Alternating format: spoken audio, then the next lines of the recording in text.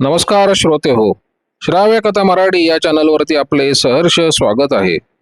श्रोते हो, श्राव्य कथा मराठी या चॅनलवरती मी सध्या आपल्याला सुप्रसिद्ध पोलीस तपास कथाकार श्री श्रीकांत सिनकर यांनी लिहिलेली आणि मनोरमा प्रकाशन यांनी पुनर्मुद्रित केलेली एक थरारक कथा सादर करत आहे. कथेचं नाव आहे मृतदेहाचा प्रवास. या कथेचा पुढील भाग चौथा. इन्स्पेक्टर खरास व सब इन्स्पेक्टर सेठ या दोघांना विठाबाईंकडून एकंदर हकीकत समजताच त्यांना खात्री वाटू लागली की खेडजवळ पिंपात ज्या स्त्रीचं प्रेत सापडलं आहे ते सावित्रीचं असावं आणि या मागे कदाचित बाबू याचा संबंध असावा. पण बाबूने सावित्रीचा खून केला आहे असा पुरावा विठाबाईजवळ नव्हता. तसंच तिचं प्रेत तोच खेडला घेऊन गेला याबाबतचा देखील पुरावा नव्हता. खेडला चौकशी करण्यासाठी गेलेले सब इन्स्पेक्टर गौड मुंबईत आल्यानंतरच पुढील तपास करू शकत होते. सेठ यांनी ताबडतोब विठाबाईचे आवश्यक ते स्टेटमेंट घेतले आणि ते पुढील तपासासाठी विठाबाईला बरोबर घेऊन आपल्या सहाय्यकांसह ऑफिसमधून बाहेर पडले. सेठ CID ऑफिसमधून बाहेर पडल्यानंतर पुढे 2 तासांनी गौड मुंबईत आपल्या ऑफिसात येऊन हजर झाले. वाटेतील त्यांच्या इतर कामामुळे ऑफिसात पोहोचण्यासाठी त्यांना विलंब झाला होता. ऑफिसात येताच गौड यांनी ताबडतोब आपल्या तपासाचा रिपोर्ट खरासांना दिला आणि खेडला काय घडलंय याचा तपशील त्यांना दिला. गौड यांचं बोलणं ऐकून मृत स्त्री ही सावित्रीच आहे याची खात्री खरासांना झाली. इतकंच नव्हे तर हे कृत्य निश्चितपणे बाबूचंच आहे याची त्यांना कल्पना आली. विठाबाईकडून त्यांचं वर्णन त्यांना समजलं होतं. गौड यांना समजलेलं बाबूचं वर्णन आणि विठाबाईनं केलेलं वर्णन जुळत आहे असं दिसताच तो सावित्रीचं प्रेत खेडला घेऊन गेला होता याबाबत खरासांच्या मनात कोणतीही शंका राहिली नाही. आता प्रश्न एकच होता की जर त्याने सावित्रीचं प्रेत खेडला नेलं होतं तरी त्यानंच तिचा खून केला होता का, आणि केला असल्यास त्यानं नेमका कधी केला आणि का केला आणि कसा केला. सेठ CID ऑफिसमधून बाहेर पडल्यानंतर ते थेट दादरला खेड गल्लीत येऊन धडकले. तो आपल्या छोटणी चाळीत सापडणार नाही याची त्यांना कल्पना होती. आपण शिर्डीला जाऊन येतो असं विठाबाईला सांगून बाहेर पडलेला बाबू शिर्डीला न जाता मुंबईत कुठेतरी असेल याचा अंदाज त्यांना होता. एवढ्यासाठी त्यांनी बाबूच्या नातेवाईकांची भेट घेण्याचं ठरवलं. या नातेवाईकांकडून त्यांना बाबू संबंधी थोडीफार माहिती उपलब्ध होऊ शकली असती. खेड गल्लीत बाबूचा मेवणा रामचंद्र शेलार राहतो अशी माहिती मिळाल्यामुळे सेठ तिथे आले होते. परंतु यावेळी रामचंद्र शेलार कामावर गेला होता. हा रामचंद्र गोल्डमोहर मिलमध्ये कामाला होता आणि याच मिलमध्ये बाबू देखील नोकरीला होता. सेठ खेड गल्लीतून जे निघाले ते गोल्डमोहर मिलमध्ये आले. मिलमध्ये रामचंद्र शेलारची भेट होताच सेठने त्याच्याकडे चौकशी केली तेव्हा बाबूनं दिनांक 11/9/65 ते 16/9/65 पर्यंत रजा घेतली असून तो गावी गेलेला आहे असं रामचंद्रनं सेठला सांगितलं. सेठनी लगेच त्याच्या गावची चौकशी करताच बाबूनं त्याचं गाव जैतापूर आहे आणि हे जैतापूर गाव भरणा नाक्याच्या अगदी जवळच आहे अशी माहिती रामचंद्रनं सेठना दिली. या एवढ्या माहितीवरून बाबू नक्की या प्रकरणाच्या मुळाशी आहे याची खात्री सेठना झाली. बाबू खरोखरच रजेवरती आहे का, त्यानं रजेसंबंधी तसा अर्ज केलाय का, हे जाणून घेण्यासाठी सेठनी मिलचे ऑफिस गाठले आणि तिथले रजिस्टर पाहून त्यांनी आपल्या मनाची खात्री केली. बाबू खरोखरच रजेवर होता आणि मिलच्या रजिस्टरमध्ये तशी नोंद होती. बाबूचा जो भाचा अचानक आपल्या गावाहून आला होता तो रामचंद्र सावंत लालबागला आपल्या नातेवाईकांकडे उतरला आहे अशी सेठना रामचंद्र शेलारकडून माहिती मिळाली आणि सेठनी रामचंद्र शेलारला आपल्याबरोबर घेतलं आणि लालबागला आले. दिनांक 11 रोजी हा रामचंद्र सावंत बाबूच्या खोलीत झोपलेला होता. त्याला या संदर्भात काही माहिती आहे का हे पाहण्यासाठी सेठ लालबागला आले. लालबागला रामचंद्र सावंत सेठना भेटला खरा, पण त्यानं सेठना जी माहिती सांगितली ते ऐकून सेठ चकित झाले. रामचंद्रनं या प्रकरणावर इतका स्पष्ट प्रकाश टाकला की या प्रकरणात बाबूचे हे भीषण कृत्य सेठ यांच्या नजरेपर्यंत क्षणार्धात उभे राहिले. हा रामचंद्र रात्री 9:30च्या सुमारास बाबूच्या घरी खोलीवर पोहोचला होता. तो त्या रात्री बाबूकडेच वस्तीला राहिला होता. त्या रात्री रामचंद्रनं बाबूच्या खोलीत काय बघितलं आणि पुढे काय झालं हे बघूया. रामचंद्र बाबूच्या खोलीत शिरण्यापूर्वी आत बाबू काय करत होता किंवा रात्री तो काय करणार आहे याची रामचंद्रला काही कल्पना नव्हती. दार उघडल्यावर बाबूला जेव्हा दारात रामचंद्र दिसला तेव्हा त्याला आश्चर्यचकित झाला आणि त्यानं कपाळाला आठ्या घातल्या. पण नाईलाज म्हणून त्यानं रामचंद्राला घरात घेतलं आणि तो त्याच्याबरोबर बोलू लागला. रामचंद्र बाबूला आपल्या गावाची खुशाली कळवण्यासाठी आला होता, परंतु गप्पा मारताना रामचंद्रच्या लक्षात आलं की बाबू आपल्याबरोबर धडपणे बोलत नाही. उलट आपण इथे आलो हे बाबूला आवडलं नसल्याचं रामचंद्रला वाटलं. गप्पा मारताना रामचंद्रनं बाबूकडे सहज म्हणून सावित्रीची चौकशी केली तेव्हा ती शिर्डीला गेली असं त्यांनी सांगितलं. आपण आज इथे वस्तीला राहणार आहोत असं जेव्हा रामचंद्रनं बाबूला सांगितलं तेव्हा बाबूनं काही उत्तर दिलं नाही. रामचंद्रला तो आपल्या खोलीत झोपण्याचा आग्रह करत नव्हता अथवा विरोधही करत नव्हता. या दोघांच्या गप्पा सुरू असताना बाबू आपल्या एका कामात मग्न होता. ते म्हणजे गोणपाट शिवण्याचे काम. एक फाटलेली गोणी शिवता शिवता बाबू रामचंद्र बरोबर गप्पा मारत होता. याच वेळी रामचंद्रला बाबूच्या खोलीतील एका कोपऱ्यात ठेवलेल्या सुपामध्ये बरेचसे सुके बोंबील ठेवलेले दिसले. हे एवढे सुके बोंबील बाबूनं का आणले आहेत आणि त्याचं काय करणार आहे हे रामचंद्रला माहिती नव्हतं आणि त्यानं बाबूला विचारले पण नाही. या सुक्या बोंबल्याच्या शेजारी 2.5-3 फूट उंचीचं पिंप असलेलं रामचंद्रने बघितलं. बाबूनं खोलीत एका कोपऱ्यात रामचंद्रला चटई अंथरून दिली आणि त्याला झोपायला सांगितलं. रामचंद्रला काहीतरी चमत्कारिक आहे असं त्याला वाटत होतं. बाबू मात्र आपल्या उद्योगात दंग होता. मध्यरात्री रामचंद्रला अचानक कसल्या तरी आवाजानं जाग आली. त्याबरोबर त्यानं डोळे किलकिले करून बाबूकडे बघितलं. त्याला जेव्हा जाग आली तेव्हा बाबू झोपला असेल अशी कल्पना होती, पण त्यावेळी बाबू झोपलेला नव्हता. रामचंद्रला जेव्हा जाग आली तेव्हा बाबू एक भरलेलं गोणपाट पिंपामध्ये भरीत असल्याचं त्याला दिसलं.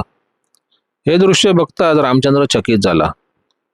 हे कसलं गाठोडं मामा पिंपात भरतोय त्याला समजेन असं झालं. त्यानं हळूच बाबूला विचारलं, मामा काय करतोयस तू? या अनपेक्षित प्रश्नानं आपल्या कामात दंग असलेला बाबू चांगलाच दचकला.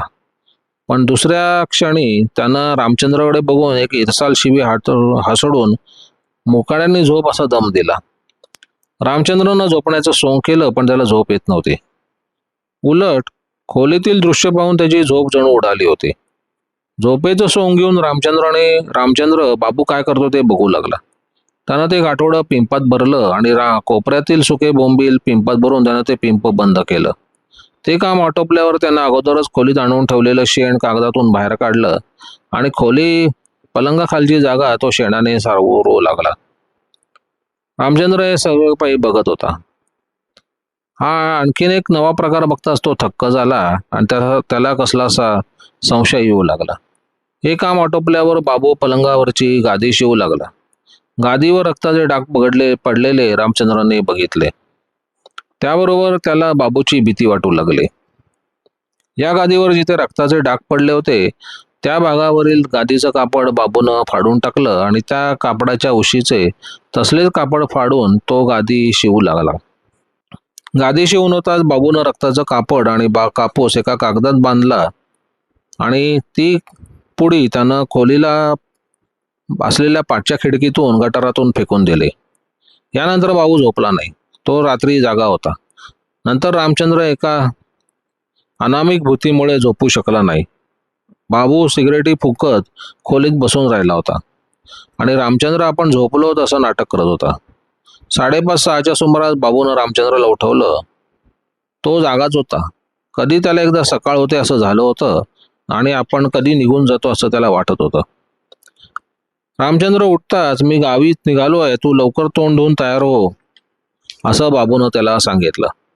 बाबू बाहेर पडण्याच्या तयारीत होता. तो फक्त रामचंद्रासाठी थांबलेला होता. त्यानं तोंड धुवून होता 6:30च्या सुमारास बाबू आपल्या खोलीतून बाहेर पडला. त्यावेळी विठाबाईच्या खोलीचं दार बंद होतं. त्यानं लगेच रामचंद्रच्या मदतीने आपल्या खोलीतील पिंप खाली रस्त्यावर आणलं आणि ताबडतोब टॅक्सी करून तो करी रोड एसटी स्टँडवर गेला. या स्टँडवर येईपर्यंत रामचंद्र बाबू सोबत होता. या स्टँडवर तो एसटीची बस बसची वाट बघत होता. परंतु जेव्हा जेव्हा स्टँडवर एस टी यायची तेव्हा तेव्हा त्या बसमध्ये बाबूला प्रवेश नाकारला जात होता. बाबूकडे जे पिंप होतं त्या पिंपाभोवती कसलेच आवरण नसल्यामुळे कोणताही कंडक्टर हे पिंप घ्यायला तयार नव्हता. अशा 5-6 बसेस गेल्यानंतर बाबू भुसकाळात पडला. शक्य तितक्या लवकर त्याला मुंबई बाहेर निघून जायचं होतं, परंतु बसमध्ये त्याला प्रवेश मिळत नव्हता. इतक्यात स्टँडवर हमाली करणारा एक हमाल बाबूच्या मदतीसाठी आला. एस टी बसमध्ये कशा प्रकारचे सामान असावे लागते याची त्याला कल्पना होती. त्यानं बाबूला त्याच्या जवळचे पिंप किलतानात पार्सलसारखे बांधणाऱ्या सांगितले. असे पार्सल जर तयार असेल तरच कंडक्टर पिंप घेईल, नाहीतर पिंप घेणार नाही असं त्याने सांगितलं. आता बाबू पुढे एक प्रश्न उभा राहिला. हे शिवणकाम कुठे करायचे आणि कसे करायचे? बाबू विचारत असताना त्याचं लक्ष समोरच्या फुटपाथवर असलेल्या नुकताच उघडलेल्या एका किराणा दुकानाकडे गेलं. या दुकानातून बाबूनं एक अखंड गोण विकत घेतली. तोपर्यंत त्या पिंपाजवळ रामचंद्र उभा होता. वाण्याकडून गोण विकत घेतल्यानंतर बाबू पुन्हा पिंपापाशी आला. त्यानं तिथल्या एका फळविक्याकडून चाकू घेतला. चाकूनं त्यानं गोणीचे 2 तुकडे केले आणि वाण्याकडून सुतळी विकत घेऊन दाभण घेऊन रस्त्यातच बसून पिंप गोणीत शिवून टाकले. एव्हाना 8:30 वाजून गेले होते आणि करी रोड स्टँडवर मुंबई महाड गाडी येऊन उभी राहिली. याच बसचा कंडक्टर भगवान सखाराम शेलार होता. या बसमध्ये ज्याने आपल्याला मदत केली त्या अंमलाला बाबूनं पिंप टप्पावर चढायला सांगितलं, परंतु हे पिंप बरेच जड असल्यामुळे हमालानं दुसऱ्या एका हमालाची मदत घेतली आणि पिंप टप्पावर चढवले. रामचंद्राचा निरोप घेऊन तो बसमध्ये चढला. रामचंद्र चक्रावून गेला होता आणि एखाद्या वेडसर माणसासारखा फुटपाथवर उभा होता. मुंबई महाड गाडी त्याच्या नजरेसमोरून निघून गेली आणि नंतर तो लालबागला आपल्या नातेवाईकांकडे जायला निघाला. रामचंद्रकडून ही एवढी माहिती समजता सेठने त्याला आपल्या स्टेशन वॅगनमध्ये बसवले आणि तो थेट CID ऑफिसमध्ये येऊन धडकले. ऑफिसात इन्स्पेक्टर खरास आणि गौड यांनी रामचंद्रने सेठनं पुरवलेली माहिती ऐकली आणि तिन्ही अधिकारी बाबूनं हा गुन्हा केला असावा याचा अंदाज घेऊ लागले. तोपर्यंत बरीच रात्र झाली होती. सेठनी रामचंद्रचे आवश्यक ते स्टेटमेंट घेतले आणि त्यांनी विठाबाई कृष्णा रामचंद्र यांना घरी पाठवून दिले. दुसऱ्या दिवशी दिनांक 18 रोजी गौड आणि सेठ आपल्या पथकासह छोटानी चाळीत येऊन हजर झाले. अर्थातच त्यावेळी बाबूच्या खोलीला कुलूप होते. त्या दोन्ही अधिकाऱ्यांनी पंचासमक्ष एक कुलूप तोडले आणि ते अधिक माहिती मिळवण्यासाठी बाबूच्या खोलीत शिरले. त्या खोलीत शिरताच गौड आणि सेठ यांना आश्चर्याचा धक्का बसला. बाबूच्या खोलीत 2.5-3 फूट उंचीचं नवं कोरं करकरीत एक पिंप होतं आणि हे पिंप पूर्णपणे रिकामं होतं. हे पिंप नजरेस पडता CID अधिकाऱ्यांपुढे एक नवा प्रश्न उभा राहिला. हे पिंप कसले? विठाबाई हे पिंप 11 तारखेला रात्री बाबूने आणलं असं म्हणत होती, तर खोली सोडताना त्या खोलीत दुसरं पिंप नव्हतं असं रामचंद्र म्हणत होता. त्यामुळे या नव्या पिंपाचा गोंधळ कोणाच्या लक्षात येत नव्हता. इतकंच नव्हे तर हे पिंप आणण्यामागे बाबूचं काय प्रयोजन असावं याचा अंदाज येत नव्हता. बाबूनं पलंगाखालची जी जागा शेणाने सारवली होती त्या ठिकाणचे शेण गौड आणि सेठ यांनी हळुवारपणे खरवडले आणि एका कागदात ते सर्व शेण नीटपणे बांधून घेतले. त्यानंतर पोलीस पार्टी त्या चाळीच्या पटांगणातील गटारात आली. रामचंद्रांनी सांगितल्याप्रमाणे बाबूनं त्या गटारात रक्ताचे कपडे आणि कापूस टाकून दिला होता. त्याचा शोध घेतला पण त्यांना विशेष काही सापडलं नाही. मात्र कापसाचा एक लहानसा बोळा मात्र पाईपमध्ये अडकून राहिला होता. त्या कापसावर रक्ताचे डाग होते. तो बोळा पंचनामा करून ताब्यात घेतला गेला. बाबूच्या खोलीतील त्याने शिवलेली गादी आणि फाडलेली उशी पोलिसांनी ताब्यात घेतली. बाबूच्या खोलीची झडती घेऊन पोलीस पार्टी दुपारी या साऱ्या संबंधित मंडळींना बरोबर घेऊन CID ऑफिसात परतले. यावेळी हेड कॉन्स्टेबल विनायक अवखीरकर भरण्याहून साऱ्या वस्तू आपल्याबरोबर घेऊन आले होते. अवखीरकर मुंबईत परतल्यावर साऱ्या गोष्टी स्पष्ट झाल्या. पिंप, गोण, चादर, साडी वगैरे वस्तू विठाबाई आणि रामचंद्रांनी ओळखल्या. शिवाय खेडच्या सब इन्स्पेक्टर कुलकर्णींनी मृत सावित्रीचे जे फोटो घेतले होते ते फोटोही विठाबाई आणि कृष्णाने ओळखले. मृत सावित्रीचं प्रेत डिलाई रोडवरून थेट भरण्याला बाबूच घेऊन गेला याबद्दल पोलिसांना आता काही शंका राहिली नव्हती, कारण तसा आवश्यक तो पुरावा पोलिसांकडे जमा झाला होता.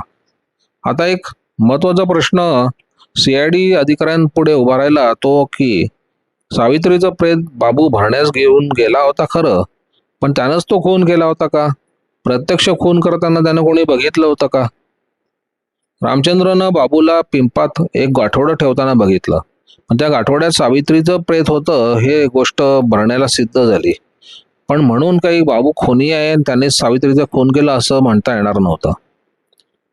मात्र हा खून त्यानेच केलाय असं बाबू विरुद्ध जमा असलेल्या परिस्थितीजन्य पुराव्यावरून समजत होतं. बाबूचा दुसरा मेवणा कृष्णाजी शेलार हा आंबेडकर रोडवर राहतो असं रामचंद्र शेलारकडून समजताच गौड सेठ आपल्या सहाय्यकांसह रात्री 1:30च्या सुमारास आंबेडकर रोडवर असलेल्या पटेल बिल्डिंगमध्ये येऊन पोहोचले. इथे बाबूची लग्न झालेली बहीण राहत होती. विठाबाई, कृष्णा वगैरे मंडळींना CID ऑफिसातून परस्पर घरी पाठवून गौड आणि सेठ मध्यरात्री या ठिकाणी आले होते. पोलीस पार्टी इथे पोहोचली तेव्हा कृष्णाजी शेलार घरी नव्हता, मात्र बाबूची बहीण घरी होती. CID अधिकाऱ्यांनी तिच्याकडे बाबूची चौकशी करताच ती म्हणाली, बाबू रात्री माझ्याकडे आला होता साधारण 9च्या सुमारास आणि लगेच निघून गेला. तो कुठे गेला ते माहीत नाही. बाबूची बहीण खरं बोलते की खोटं बोलते याचा अंदाज गौड आणि सेठ घेत असताना ते म्हणाले. बाबूची भाची आपल्या आईला म्हणाली, आई, मामा तर रस्त्यावर झोपलाय. पोलीस पार्टी घरात शिरता त्या घरातील मंडळी जागी झाली होती. त्यातच बाबूची ही भाची होती. रात्री 9:30च्या सुमारास तिथेच असलेल्या चित्रा सिनेमाजवळ एक आंधळा इसम गाणी म्हणत बसला होता. त्या आंधळ्यासमोर बरीच गर्दी जमली होती. याच गर्दीत बाबूची छोटी भाची देखील उभी होती. त्या आंधळ्या भिकाऱ्याचं गाणं ऐकत असताना तिथल्या एका बंद दुकानाच्या पायरीवर आपला मामा झोपलेला असल्याचं तिने बघितलं होतं. त्यावेळी ती बाबूजवळ गेली नाही. तिथून ती सरळ आपल्या चाळीत आली. बाबूच्या भाचीचं हे बोलणं ऐकताच गौड आणि सेठने ताबडतोब तिला आपल्या बरोबर घेतलं आणि बाबू जिथे झोपलाय ती जागा दाखवण्यासाठी बरोबर तिला यायला सांगितलं. गौड आणि सेठ यांना बाबूचं वर्णन समजलं होतं. शिवाय प्रत्यक्ष बाबूची भाची त्यांच्यासोबत असल्यानं बाबूला ओळखण्याची फारशी अडचण पडणार नव्हती. चित्रा सिनेमाजवळ एका ऑटो पार्टच्या दुकानाच्या पायरीपाशी बाबू झोपला होता. बाबूच्या भाचीनं या दुकानापाशी येऊन निद्रिस्त अवस्थेतील बाबू CID अधिकाऱ्यांना दाखवताच ताबडतोब बाबूवर झडप घातली गेली. ज्याच्या तपासासाठी आपण अखंडपणे धावपळ करत होतो तो बाबू अखेर आपल्या हाती सापडल्याचं बघताच CID अधिकाऱ्यांना आनंद झाला. बाबू हाती सापडताच गौड सेठ नव्या हुरूपानं पुढील तपासास लागले. आपल्याला पोलिसांनी पकडलेला बघताच बाबू हादरला खरा, पण त्याही अवस्थेत तो आपल्याला यातलं काय माहिती नाही असं बोलू लागला. परंतु आपण पोलिसांच्या हाती सापडण्यापूर्वी पोलिसांना आपल्या विरुद्ध पुरावा बराच मिळालेला आहे याची बाबूला कल्पना नव्हती. बाबूला CID ऑफिसात आणताच हा सारा पुरावा त्याच्यासमोर ठेवला तसा बाबू कोसळला. आता खोटं बोलण्यात किंवा पोलिसांपासून काही लपवण्यात काही अर्थ नव्हता. त्यानं आपल्या पापाची कबुली दिली. 10 तारखेला संध्याकाळी बाबूनं एक मोठा कोयता आपल्या खोलीत आणून ठेवला होता. त्याला बायकोला मारायचेच असा निर्णय पक्का केल्यानंतर तिच्या प्रेताची विल्हेवाट कशी लावायची याची योजना बाबूने तयार केली होती. त्या रात्री विठाबाई रेडिओ ऐकून गेल्यावर बाबूनं झोपण्याची तयारी केली. सावित्री नेहमीप्रमाणे पलंगावर झोपली होती. बाबू देखील तिच्या शेजारी झोपलेला होता, पण तो नाटक करत होता. सावित्री गाढ झोपेत होती. मध्यरात्री कोणता प्रकार घडणार आहे याची तिला झोपण्यापूर्वी काही कल्पना नव्हती. रात्री 1:30च्या सुमारास बाबू पलंगावरून खाली उतरला आणि त्यानं खोलीत लपवून ठेवलेला कोयता आपल्या हाती घेतला. त्या कोयत्यावरची आपली मूठ त्यानं घट्ट केली आणि तो पलंगापाशी आला. सावित्री 2 उशांवर डोकं ठेवून शांतपणे झोपलेली होती. बाबूनं एक क्षण तिच्याकडे बघितलं आणि दुसऱ्या क्षणाला त्यानं आपल्या अंगातील जोर एकत्र करून एक जोरदार फटका सावित्रीच्या गळ्यावर मारला. याच फटक्याच्या पाठोपाठ त्याच जोरानं त्यानं आणखीन एक फटका तिच्या गळ्यावर मारला. या 2 फटक्यात सारं काही संपलं. बाबूच्या पहिल्याच जोरदार फटक्यात सावित्री गतप्राण झाली होती. काय घडतंय किंवा घडलंय याची तिला कल्पना येण्यापूर्वीच तिचा जीव गेला होता. सावित्रीचा असा अमानुषपणे खून केल्यानंतर बाबू पुढील तयारीस लागला. त्यानं तिचं प्रेत एका चादरीत गुंडाळलं आणि नंतर सावित्रीचा मृतदेह एका रिकाम्या गोणीत भरून त्यानं ती गोण पलंगाच्या खाली ठेवली. 11 तारखेला संबंध दिवस सावित्रीचं प्रेत बाबूच्या खोलीत होतं. सावित्री रागानं शिर्डीला निघून गेल्याचं त्यानं 11 तारखेला सकाळी विठाबाईला सांगितलं होतं. 11 तारखेला रात्री बाबूनं पिंप विकत आणलं. त्या पिंपात त्यानं सुके बोंबील घालून आणले होते.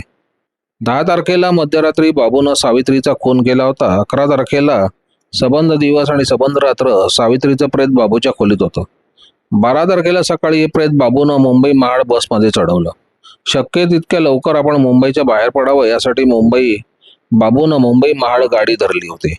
त्याच दिवशी संध्याकाळी हे प्रेत महाड स्टँडवरून मुंबई रत्नागिरी बसमध्ये चढवण्यात आलं आणि भरणा नाक्यावर उतरवण्यात आलं. इथून बाबूनं आपल्या बायकोचं हे प्रेत शिवराम खांबल या हमाराच्या डोक्यावर दिलं आणि तिथून तो चौरद नदीपाशी आला. चौरद नदीपाशी बाबूनं पिंप टाकून दिलं आणि तो जैतापूर गावी येऊन धडकला. जैतापूरहून बाबूनं रत्नागिरी मुंबई बस पकडली आणि 13 तारखेला तो मुंबईत येऊन धडकला. बाबू जरी मुंबईत आला होता तरी तो आपल्या खोलीवर गेला नाही. तो संबंध दिवस आणि दुसऱ्या दिवशी सुपार शहरात भटकून त्यानं वेळ घालवला आणि 14 तारखेला संध्याकाळी तो आपल्या खोलीवर आला. यावेळी मात्र बाबूने एक विशेष चलाखी केली होती. 14 तारखेला संध्याकाळी जेव्हा बाबू खोलीवर आला तेव्हा त्यानं आणखीन एक पिंप आपल्यासोबत आणलं होतं. हे पिंप कशासाठी? यामागे बाबूचा कोणता हेतू होता? आपण गावी गेलो नव्हतो, आपण मुंबईतच होतो हे भासवण्यासाठी त्यानं हे पिंप आपल्या खोलीत आणून ठेवलं होतं. 14 तारखेला संध्याकाळी विठाबाई जेव्हा बाबूच्या खोलीत गेली होती तेव्हा तिनं हे पिंप पाहिलं होतं. त्याचवेळी आपण गावी गेलो नाही असं तो तिला म्हणाला आणि त्याच्या खोलीत पिंप बघून तो गावी गेला नाही याची खात्री विठाबाईला झाली. दुसऱ्या दिवशी दिनांक 15 रोजी शिर्डीला जाऊन सावित्रीला घेऊन येतो असं विठाबाईला सांगून बाबू त्या चाळीतून बाहेर पडला. पण प्रत्यक्षात शिर्डीला न जाता तो संबंध दिवस मुंबईत फिरत होता आणि रात्री झोपायला तो चित्रा टॉकीज पाशी होता. याच ठिकाणी दिनांक 18 रोजी मध्यरात्री बाबूला अटक केलं आणि गौड आणि शेठ यांना यश मिळालं होतं. बाबूला अटक केल्यानंतर दुसऱ्या दिवशी भाल्या सकाळी बाबूला छोटानी चाळीत आणण्यात आलं. याच चाळीत बाबूच्या शेजारच्या खोलीत एक गुरखा राहत होता. या गुरख्याच्या बायकोचं नाव होतं रेवती. 10 तारखेला संध्याकाळी मला नारळाचं खोबरं काढायचंय असं खोटं कारण सांगून त्यानं तिच्याकडून कोयता घेतला होता आणि याच कोयतानं त्यानं सावित्रीचा खून केला होता. 11 तारखेला सकाळी मात्र बाबूनं हा कोयता अगदी घासून पुसून रेवतीला परत केला होता. रेवतीचा आवश्यक तो जबाब घेऊन तिचा कोयता ताब्यात घेऊन सीआयडी पार्टी करी रोड एसटी स्टँडवर येऊन पोहोचले. इथं बाबूनं एकनाथ भास्कर पाटील, चंद्रकांत कुचेकर हे दोघं जण गौड न्यायांना दाखवले. हे दोघेही स्टँडवर हमाली करत होते आणि या दोघांनी बाबूचं पिंप मुंबई महाड टॅक्सी बसवर चढवलं होतं. बाबूनं ज्या फळविक्याकडून गोण फाडण्यासाठी चाकू गेला होता त्याचं नाव होतं वामन पिरुंगुटे. हा वामनही तिथे होता. स्टँड समोरच बाबूनं ज्याच्याकडून गोण आणि सुरळी विकत घेतली तो वाणी, त्याचं नाव होतं सुखदेव.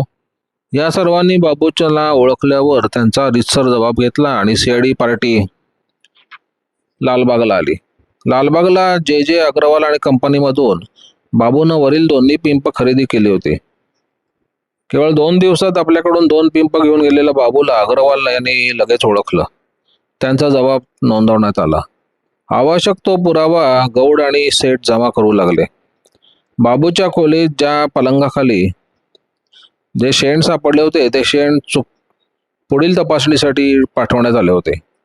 या शेणात रक्त सापडल्याचे सिद्ध होऊन संबंधित डॉक्टरांचा जबाब नोंदवला. या प्रकरणात ज्या व्यक्तीचा कारण परत्वे समावेश झाला होता त्याचे जबाब तर घेण्यात आले होतेच, शिवाय प्रत्यक्ष खटल्यात त्यांचा साक्षीदार म्हणून उपयोग करण्यात आला. सावित्री मर्डर केसचे सर्व प्रकार कागदपत्र तयार झाल्यावर सावित्रीचा खून केला आणि खून करण्याचा प्रयत्न करून पुरावा नष्ट करण्याचा प्रयत्न केला असे 2 आरोप बाबूवर ठेवले आणि खटला भरला.